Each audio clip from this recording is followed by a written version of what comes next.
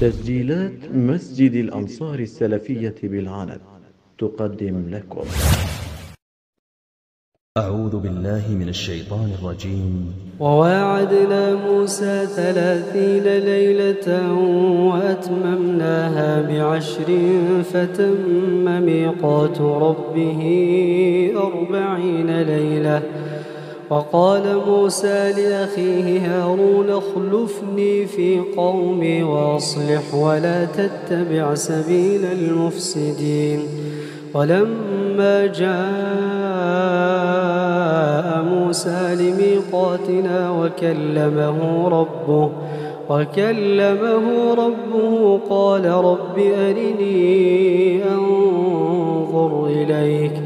قال لن تراني ولكن انظر إلى الجبل فإن استقر مكانه فسوف تراني. فلما تجلى ربه للجبل جعله دكا وخر موسى صعقا. فلما أفاق قال سبحانك تبت إليك وأنا أول المؤمنين. قال يا موسى إني اصطفيتك على الناس برسالاتي وبكلامي فخذ ما آتيتك وكن من الشاكرين.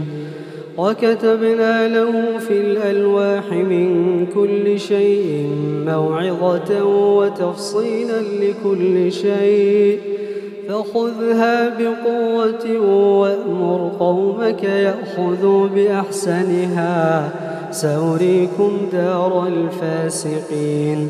سأصرف عن آياتي الذين يتكبرون في الأرض بغير الحق وإن يروا كل آية لا يؤمنوا بها وإن يروا سبيل الرشد لا يتخذوه سبيلا وإن يروا سبيل الغي يتخذوه سبيلا. ذلك بأنهم كذبوا بآياتنا وكانوا عنها غافلين. والذين كذبوا بآياتنا ولقاء الآخرة حبطت أعمالهم هل يجزون إلا ما كانوا يعملون.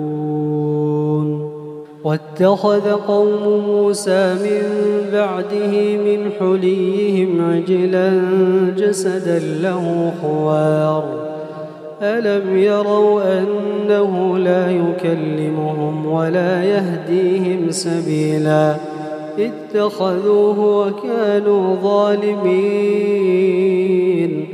ولما سقط في أيديهم ورأوا أنهم قد ضلوا قالوا لئن لم يرحمنا ربنا ويغفر لنا لنكونن من الخاسرين. ولما رجع موسى إلى قومه غضبان آسفا قال بئس ما خلفتموني من بعدي أعجلتم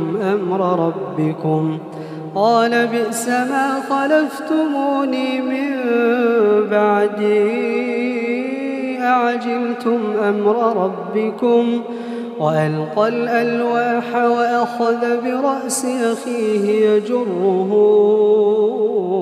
إليه. قال ابن أم إن القوم استضعفوني وكادوا يقتلونني فلا تشمت بي الأعداء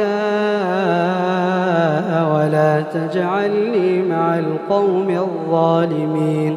قال رب اغفر لي ولأخي وأدخلنا في رحمتك وأنت أرحم الراحمين. قال رسول الله صلى الله عليه وسلم: زينوا القرآن بأصواتكم